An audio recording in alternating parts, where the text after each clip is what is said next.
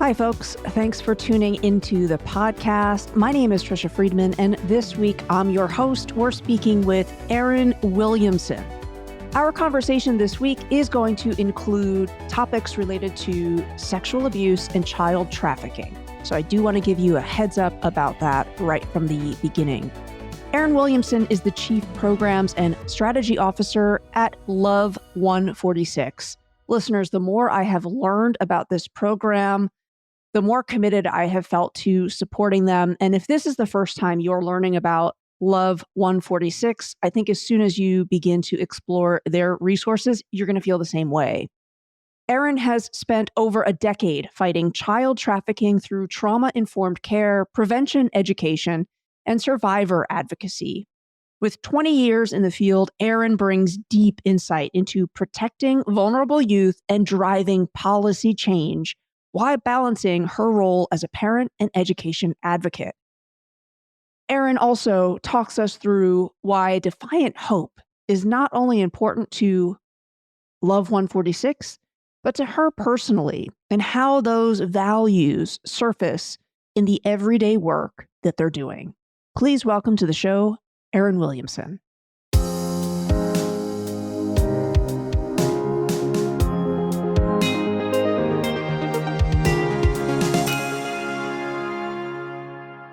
Erin, thank you so much for coming on the show. When I was learning more about your organization, Love 146, I was reading over the values, and there were two that just really stood out to me: Defiant hope and Unfiltered joy. I'm wondering if you might say a little bit more about how the values for and of Love 146, how they present themselves in the work that you do. Yeah, no, thank you so much for asking that. I will say we take our values very seriously. Regularly at staff meetings with our staff, we'll pick one of our values and talk about how it's showing up in our work and reinforce it. And the two that you chose, I think, are two that get talked about the most within our organization and also outside. Trafficking can be a very hard topic, right? I think when people think about trafficking, they oftentimes think of the horrific nature of the crime and the victimization. And yet, when we're face to face with the kids that we're working with, one of the things that we're always so amazed at is the resiliency that exists within these kids. And I will tell you, I love adolescence. Adolescence is one of those ages where either like you love it or you can't stand it. I didn't enjoy being an adolescent myself, but I love being with adolescents. I find them so much fun and so energizing. And a lot of the kids we work with are in that age range. And there is this level of just the extent to which they enjoy the world, right? And they make you laugh. And they are so honest in what they say, even about you, right? If you show up and you're having a bad hair day, they will tell you are having a bad hair day, right? And so I think one of the things that's really precious to us when we're working with these kids, and also when we're talking about this issue in these kids, is to not just talk about this horrible thing that has happened to them. Because when we talk with the kids, we're really clear to say, this is something that happened to you, but it doesn't define who you are, right? You are more than something that happens to you, whether it's trafficking or some other experience in life. And so we really want to celebrate the joy that each of these kids and that we ourselves bring to the world and really allow that to go into the world in an unfiltered manner, right? To not always be catching ourselves and making sure we're always showing the best side of ourselves, which I think, especially in today's society, people can be so caught up in what are other people going to think, especially adolescents. And so that unfiltered part, I think, is really important. And then when you talk about defiant hope, for a lot of our kids, there is every reason that life is going to be hard for them, right? A lot of them, trafficking is not the first experience they've had of something difficult. Many of them have a significant number of adverse childhood experiences. Many of them have been system involved or have struggled with meeting basic needs or have had other things in their life that really they have complex lives, right? And they're probably going to continue to have some complex lives even beyond their work with us and you know, having a complex life doesn't mean that all is lost, right? You still can have hope, you still can create amazing life, and sometimes it's in the face of all that complexity, in the face of all of those things that if you did a research paper and you looked at all the things that are challenging, all of these things would show up. Sometimes you just need to have some defiance against all of that. And you just need to say, I get it. I get statistically all of this. And yet, when we lean in, and we see this with these kids, when we lean in and we say, this does not define you, you can become whatever you want to be. You can go on to live and have an economic life. You don't have to have violence in your relationships. You have value. We've seen kids go from not attending school to completing their graduation and going on to getting secondary degrees. We have really seen youth fundamentally change the trajectory of their lives. And that's not just their lives, that's their children's lives, their grandchildren's lives. Like, this is a generational impact of breaking cycles of generational trauma. And sometimes that just requires defiance. As you're saying all of this, and that you and those you work with at the organization are able to not only espouse these values, constantly remind one another of them, and really action them, I also wonder if it's important that we're explicit about the reality that you're able to do this because you're professionals in this field. You understand what it means to have trauma-informed practice and care. Can you say a little bit more about the experience and expertise that is necessary to do that? Yeah, no, and I think that's such a great point, because this is an issue that pulls on the heartstrings of a lot of people. There are a lot of people who say, what can I do? Or I want to help. And we do see a lot of kind of what we would call pop-up organizations or pop-up programs, or different community groups or religious groups wanting to start something in their community to help out. And the reality is that we are dealing with kids who have experienced significant and complex trauma. And oftentimes that trauma is compounded by things that happened earlier in life. And there are really normative behaviors when it comes to complex trauma. There are things that are called trauma reactions. And I'll just give you an example. It is very normal for the population we work with to run away, right? So a lot of people think, oh, once I just show a child, I'm here to help, I can meet all your basic needs. There's an expectation that child will be so grateful and will just give them a hug and love them and be so receptive. And that's not reality, right? That's not how kids are. And in fact, one of the things that I try to explain to people is we actually don't want youth to respond that way, because that immediate trust and love and appreciation is part of what got them to believe all of their traffickers, right? Promises of love and affection and meeting their needs, right? Last time they did that, that led them to a really dangerous place. And so it makes sense that if you're doing that, that they're wary of it. And in fact, that's actually a skill set that they're building, that they can't just trust people on face value. And so you have to create programs and strategies that account for these behavioral things and these trauma responses. In our program, we expect kids to run. We don't encourage kids to run, obviously. We safety plan for that. But we spend a lot of time with youth and parents and caregivers anticipating some of these behaviors. Because some of the things that we hear is youth saying things like, I wanted to come home, but I didn't know what was going to happen, right? So if we can pre-plan for what will happen when you come home after you run, that can bring a youth back earlier.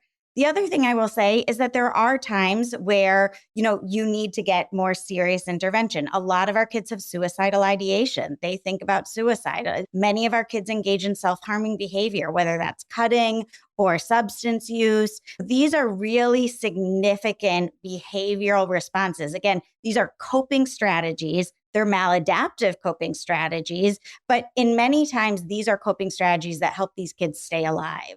some of our kids actually dissociate, right? And that will happen when we're with them, where you can just almost see that they're like not in their body, right? They're just not present. Those, again, all of these are coping skills that help them. And part of what you need to do is help them understand why the coping skills that help save them while they were being exploited are now maladaptive in a world in which they're not being exploited. That takes skills, and that takes someone who really understands what they're doing and has been trained to work with this population. And I'd venture to guess it's also the kind of thing that I really appreciate your point of someone might think, oh, I want to help, so I'm going to do this. I don't have this expertise, but then also they don't have the coordinated effort that, a program like yours has. So I would venture to guess these are also things that even when you have the expertise, if Love 146 was just you, it would also be overwhelming and perhaps even impossible. Can you talk a little bit more about the organization and how multifaceted it is and why it has to be a collection of people coming together to work towards your mission? Yes, and absolutely. And I would say not just within our organization, but we partner with so many other partners, right? One of the things that we say really clearly to our youth is we don't want you just to rely on us. We don't want you just to rely on one person, right? Different people in your life can help you with different things. Our expertise is trafficking, right? So we can help you with that level of trauma. If you're going to deal with stuff with your parental relationship, that might be a therapist that's really good at family therapy, right? Or if you need help getting your basic needs met, we might connect you with a food bank or with Section 8 housing for you and your family, or even support you somewhat financially to meet gaps. So it does really take a village. And each person in that village has their area of specialization. And I should say not each person, but it really is an organizational thing, because I do think that, again, to your point, it's something that can become very overwhelming, right? Let's just take that example of a child running away, right? So let's say there's a child, they're in foster care, right? They've just been placed in foster care, a new foster home, and they run away. So now you have our staff member who knows what's probably going to happen that night when they run away. You have the foster parent who's really upset and knows what's going to happen. You have their biological parent. While they might not be living with them, that biological parent might still love and care about them and be very worried about their safety. You have their child welfare worker, right? And oftentimes, because we're the experts in trafficking, all of those people will turn to us and say, what do we do? Right? And they ask that with, like, they want us to solve the problem. And I get it, right? They're asking that because there's this deep desire for a fix, right? Everybody is terrified for the safety of that child. And usually it falls on our social workers to say, this is really normative behavior. It's really scary. I know we're going to try to reach out. I'm texting, you text, I'll let you know if I hear anything. Let's be in connection. Let's be in communication. And a lot of times what we're doing in that moment, even while we're worried about that child, is we're providing that therapeutic intervention to their caregivers, to their foster parents, even to other providers. And then when we're done, that social worker on our team is turning to her supervisor, right? And saying, I need your support, right? And our supervisor is able to lend that care and support. And if something comes up, because sometimes it does, there's an emergency, law enforcement thinks they've located that child, who knows? They have another level behind them that can help. We are very clear in making sure that as an organization, we're a trauma-informed organization. And so what that means is we've developed organizational policies, HR policies, protocols that basically assumes everyone on our staff have experienced some form of trauma. It might not be human trafficking, although I will say we have survivors on staff, but we have survivors of other types of crimes as well, right? 1 in 4 women have been sexually assaulted, 1 in 6 men. There's a lot of other forms of victimization that are tied to this form of victimization: domestic violence, intimate partner violence, stalking, all of those things. So we don't require disclosure for you to get the benefits of our HR and organizational policies. If you provide direct services to kids, for example, every 2 years, you get a month paid sabbatical, right? We will pay you to take a month off. because this work is so requires so much for you to give so much emotionally, just to be present with these kids and with their families and caregivers during what is arguably one of the hardest things that they're going to go through in life takes a lot, right? And we want to make sure that you are also taking care of yourself if you're in this for the long haul and working with us for multiple years. So every 2 years, we give a month paid sabbatical. Those type of safeguards are really critically important, because one of the things that I will say can happen, and we've seen happen, is you can feel an over-identification with those youth, right? Especially if you're not tied to some sort of really organized system and checks and balances where you feel I'm the only one that can save them. It's like this savior complex, and it can lead to really bad decision making.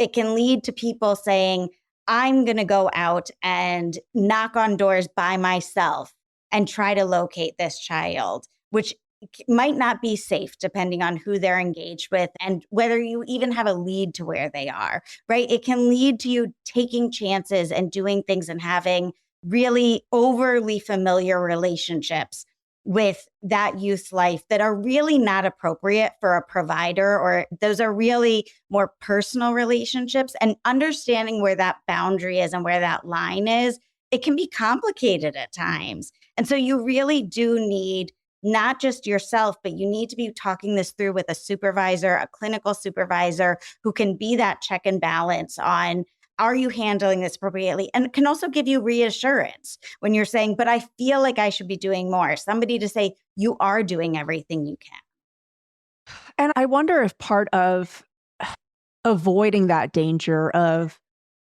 kind of the savior trap is more awareness that there are organizations out there that understand how to do this. And maybe also to understand, as your organization says, our mission is to end child trafficking. And you understand that in order to do that, it's very complicated. There's a lot of other factors, as you alluded to earlier, economic instability. Lots of things are intertwined in moving forward with your mission.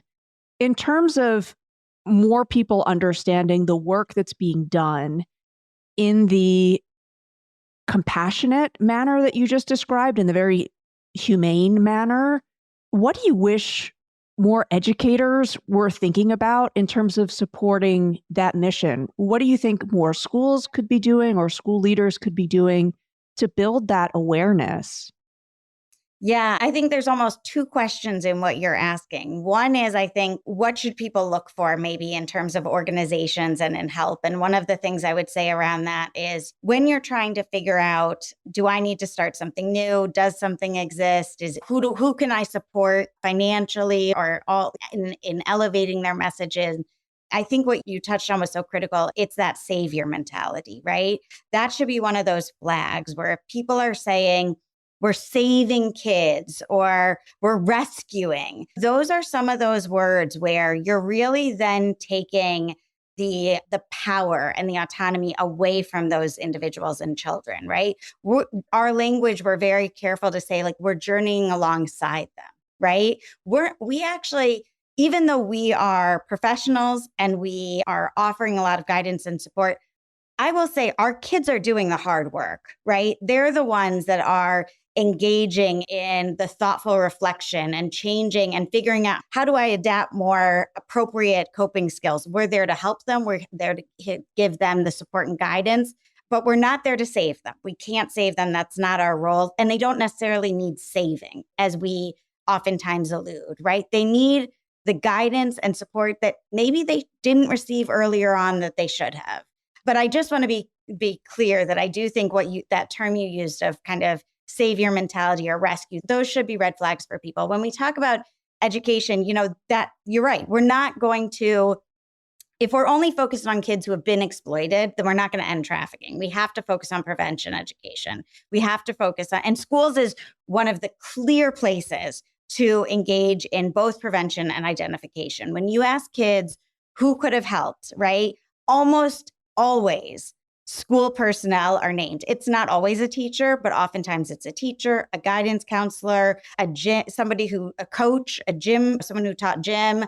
it's somebody within that school infrastructure that could have seen something or asked more questions or dug a little deeper. And so a lot of states now are mandating training for teachers and school personnel. Many states are also mandating prevention education for children. I will say that there is a lot of pop-up prevention education. So if you are interested in getting prevention into your school system or advocating for that in your state, I'm biased. I think our curricula, not a number, is the best. But I would encourage you, there are a couple that are really reputable at this time that have been around for a while. And then there's many other ones some of which I actually have concerns that they're doing harm. So it's not just a matter of, are they effective or not? Are they evidence-based or evidence-informed? There's some that I think take the mode of the scare tactic. And I actually worry that is doing harm, especially, again, when we have to think there are probably kids in that classroom who have experienced some trauma themselves, right? It's kids know drugs are bad, and yet they still do drugs, right? We don't need to tell kids that some of the decisions that they're making on social media and that they're not the best decisions. We need to give them skills for how to engage in different behaviors. And so I think one of the things that our curriculum has really focused on in Not a Number is how do we build skills and practice those skill sets with youth while they're with us so that they can translate those skill sets when they're in the real world experiencing potentially dangerous situations. And while trafficking is the nexus of why we come around that, we're teaching what is a healthy relationship? What are your boundaries? What does consent mean? And how do you give it? And what happens when you don't give it and someone does something that breaks your boundaries or does something without your consent? And so we're starting at some of those basic foundational concepts that I think we all assume somehow kids learn along the way, but we don't actually teach that oftentimes in schools, but we really do need to teach that in schools. And it's interesting to think about, we have to teach it to young learners. But also, I feel like, Erin, correct me if this is a mischaracterization, but I feel like also in older generations, there's a lack of awareness in what consent is, analogies that help us understand it. And I wonder if part of your curriculum helps address that this has been a missing piece of the conversation for a very long time. And even every once in a while, my wife and I will say, let's watch a rom-com from the 90s. And some of the messaging in movies that, hey, are not that old have some really troubling storylines there. Yeah. So is there something there that really is helping us unpack this is learning we all need to be doing really across generations? Yeah. And so one of the things that we do is how we implement the curriculum is that we train people to implement it in their own communities. So we train healthcare teachers or we train after school program personnel. And our training for that really does go into a lot of what you're talking about and a lot of the misconceptions that we have. It's not just around consent, it's around stereotypical behavior of how individuals should act. And if they're not acting and appropriately or dressed appropriately and something happens to them, do they hold culpability in that, right? And I think you're right. There are differences amongst generations. And I hope that I do want to give credit that some of the older generations are making that transition as well. But it is challenging. And I will say on the flip side, we see kids that sometimes are bringing those stereotypes and those beliefs into the classroom as well, because that's what they're being taught at home, right? And so on both sides, we have to really emphasize that these are just facts, right? Like consent is just something you need to get factually. And this is what consent is, and this is what consent is not. And these are boundaries, and you are allowed to set your boundaries. I think a lot of times as parents, and I will say this as a parent myself, right? I have a 9 and a 13-year-old. When your kid is acting out or quote unquote not being nice, you want to say, be nice, or come on, they don't want to give grandma a hug. Oh, are you sure? And you want to encourage that, and grandma feels bad. And you're seeing all of these dynamics. And I get it. I get the desire to encourage your kid to give grandma a hug, even though your kid doesn't want to give grandma a hug because you see how disappointed grandma is. And maybe grandma doesn't really understand this whole concept of consent and feels like now you're just being mean to her. And those are really hard and really real dynamics to navigate. I was talking with another friend of mine whose child was giving attitude to a teacher, right? And came out of a classroom and their parents said back to them, you never give attitude to a teacher. You never talk back to a teacher. And I thought to myself, I don't know if that's the right message, because not all teachers are always safe. And sometimes you do need to give. I'm not saying doing it regularly, but understanding when and when. It's not about the position that person holds. It's about what is that person doing? Are they being respectful to you? Are they respecting your boundaries? And if not, is your behavior an appropriate response? Or is there another behavior that you should do? Or should you go tell someone, right? And that has to do with individuals, regardless of what positions they hold in society or in your community or in your family. And those are really hard things to navigate. I navigate them myself all the time. And I think it's also okay for us to name that and for us to say to our own parents and to our kids, this is really complex, isn't it? Because here I have you, my child, and you're not really feeling like giving grandma a hug. And I have you, my mom, who I love so much, and I don't want to see you hurt. But I also understand that my daughter doesn't want to give you a hug. Is there another way that we can handle this, right? Could we do a fist bump? Could we do a high five? Let's figure it out. And again, I think talking through and naming the complexity actually can help both parties feel seen and can help us figure out, oh, we can resolve different things like this. But I'm not going to say it's easy. It isn't, but it's important. That's what I'll say. Although I guess one thing I want to push back on is it easy? I feel like it can be easy if we switch our thinking around child supremacy, that actually we see children as they're not fully developed humans, but they're humans that have their own decision-making capacity. And Erin, I bring this up because I notice all the time, hyper-fixated on, we seem to have so much compassion for dogs, where I think sometimes if that same compassion we used for our own species, I have a dog who does not always love meeting other people. And it dawns me that other people are always very forgiving. Oh, that's okay. I don't want to scare her. And it's interesting to me that that same kind of situation with an adult who might even have the same height differential to a young child, that we feel this either compulsion to not make the adult uncomfortable or think it's like a teachable moment for the child. To what extent do you feel like some of the preventative education is also inviting us to rethink the dominant narrative on what it means to be a child, or what rights are just there for someone going through childhood?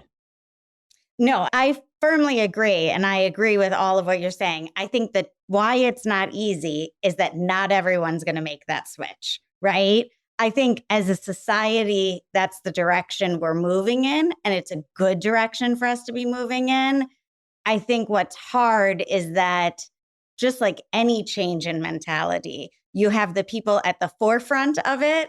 You have the people that are, someone once explained to me, you have to think of it in thirds, right? You have a third of the people are like leading the movement. Like, this is what we're moving towards. Let's go, let's charge. They're taking it. Then you have a third of the people that are looking around and are like, okay, this is what we're doing. I don't fully understand, but I'm on board. Let's do it. And then you have a third of the people that are like, no, that's weird. I don't understand it. In my day, X, Y, and Z. And they're really holding on to how things used to be done. And I think oftentimes our communities are made up of all those types of people. And especially when you're dealing with that last third, and especially when you're part of the first third, it can be really challenging, right? And figuring out how to, in my mind, one of the most important things is, how do you communicate in a way that says, I understand you have a difference of opinion and I don't agree with that opinion, and I still want to have a relationship with you, but I'm also going to need you to respect where I am, especially if I am the caretaker or guardian of a child. and this is important. And this is how I'm raising my child, right? But I do agree. I think that is where we're moving. And to your point about animals, two things. One is, I think if children could growl and bite, people might respond differently, because I do think that there is a part of it that there's this visceral, like, I don't want to get bitten. And I see they're growling. And I think that that is a very normative behavior. And I think that, yeah, I get it. And sometimes I think children are doing their own version of growling and we're just not listening to them, right? And then the other thing I will note is, you're right. Like, even when we look at donations to organizations, the amount of funding that goes towards animal organizations, and I don't get me wrong, I have a dog, I love animals and I support it.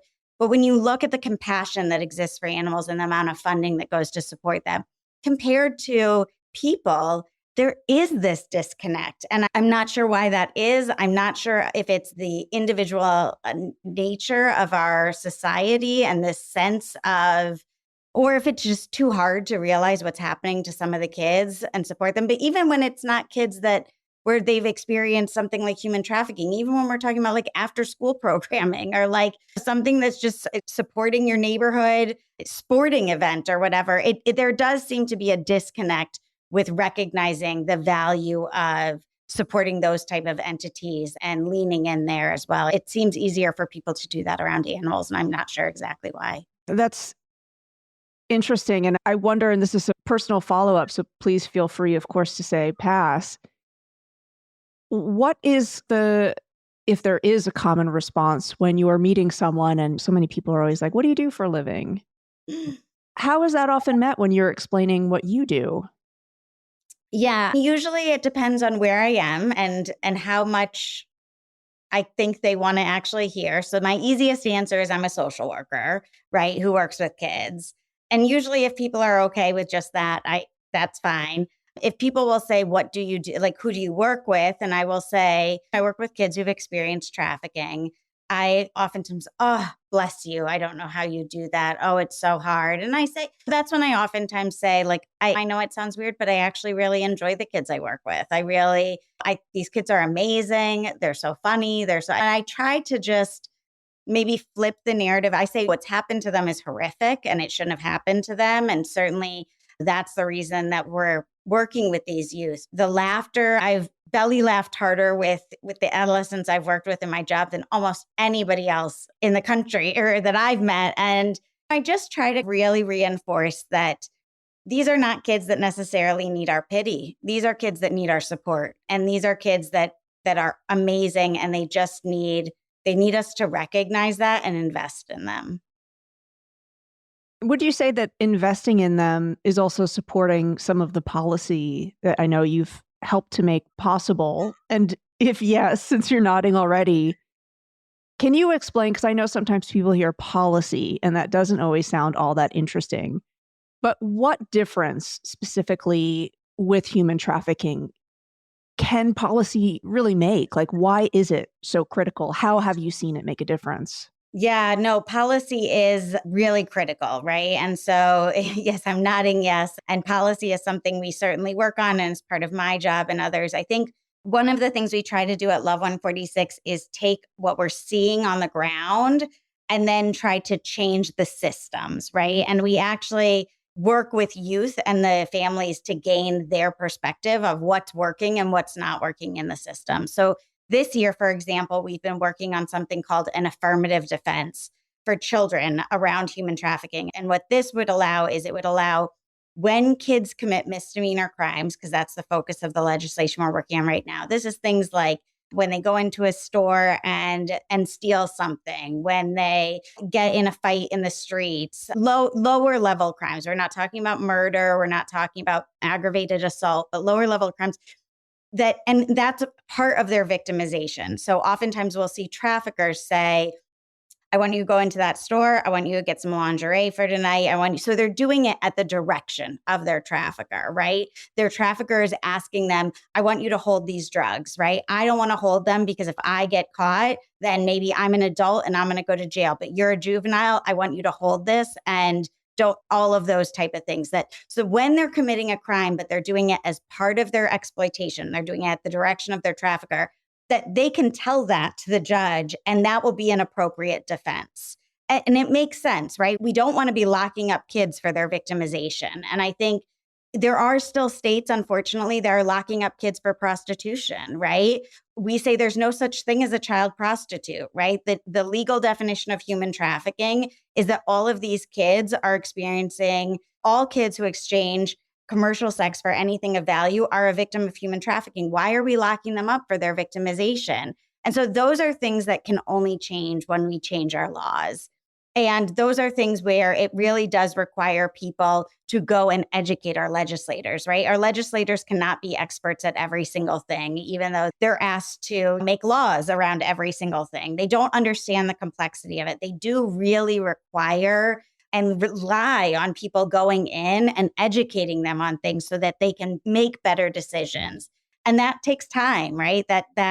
And I understand as someone who's been working, for example, on this affirmative defense for about 3 or 4 years, at first you go in and they don't understand it. And then next year you go in and they understand it a little bit more, but they have more questions. And it's a long process. But then when you can pass affirmative defense, now you know that no victim of trafficking who commits a misdemeanor crime as a result of their victimization is going to be incarcerated, right? Like, what a massive change in our system and how we're doing things. So passing law can be exhausting, or policy, at least for me, it's at times it can be, but it can also be so amazingly rewarding because these kids are never going to know the impact that we had, but we know the impact that we had. We know kids are no longer going to be arrested and incarcerated because their victimization. They're no longer going to receive the message from the system, you're bad, you're delinquent. They're going to receive a message of,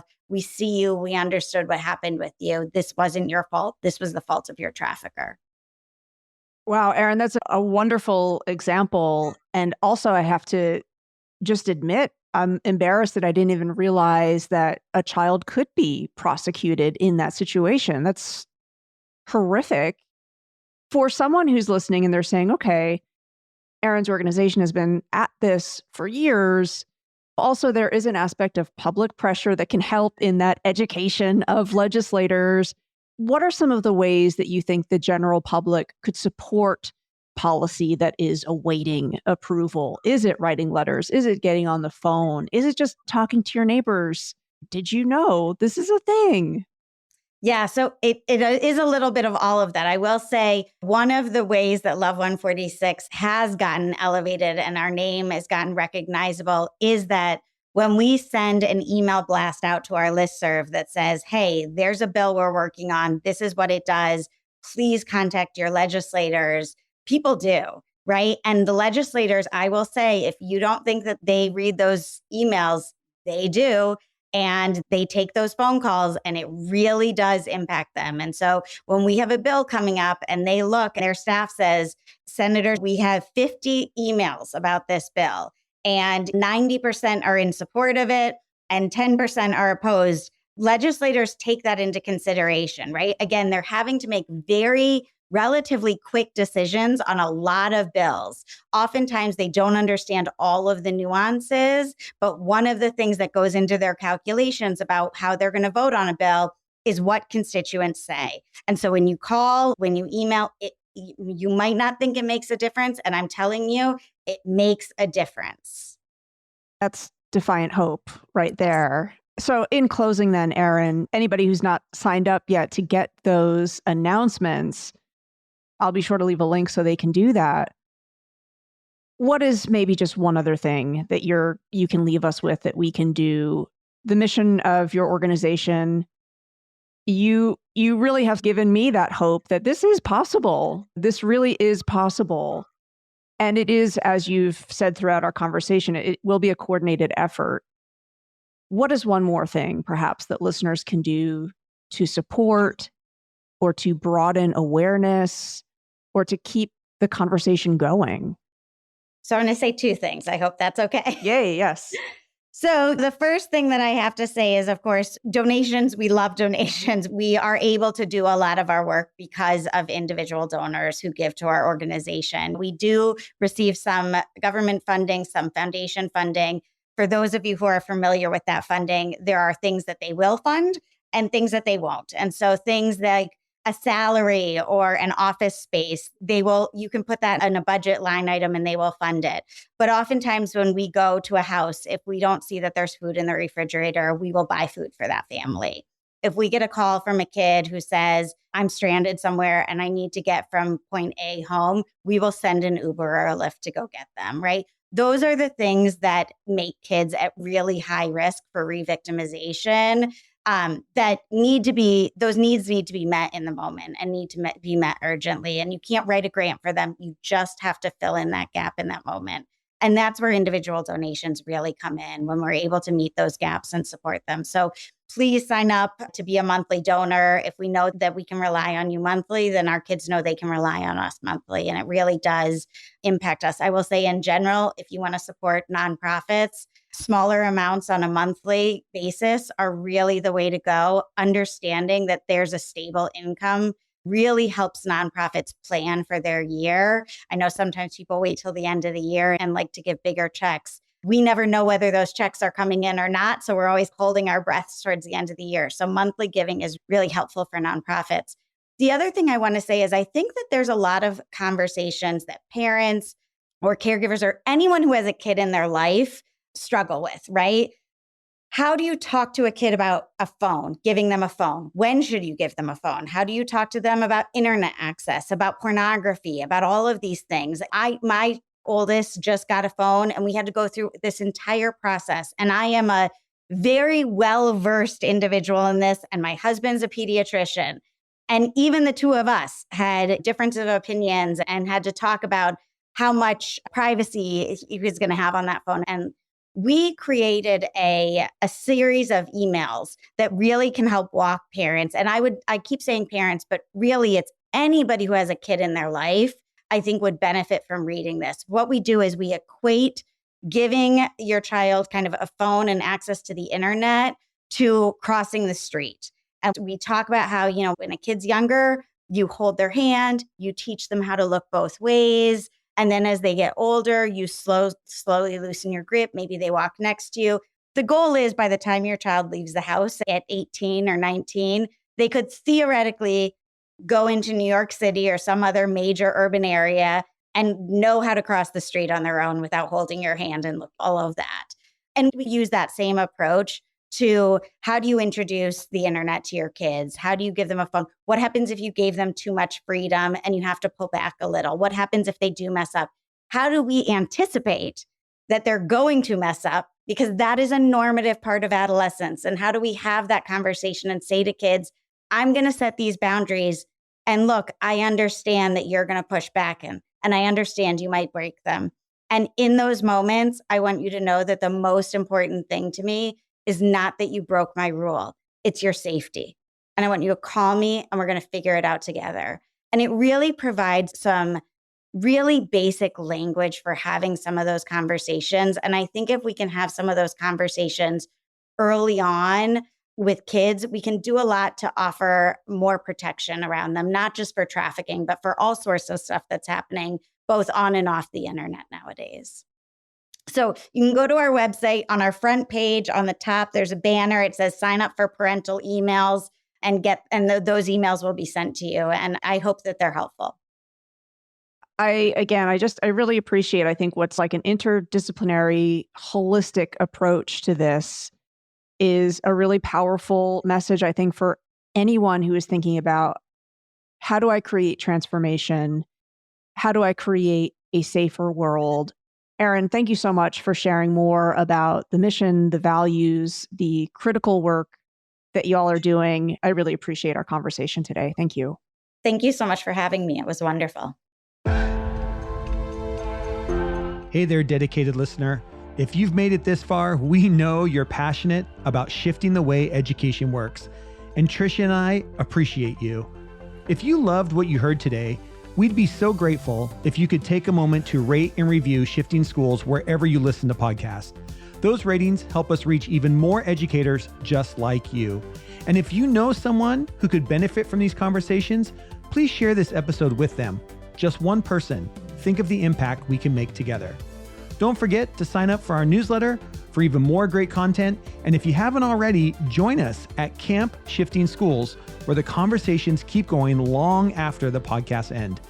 Thank you for being a part of this journey, and thank you for being part of Shifting Schools.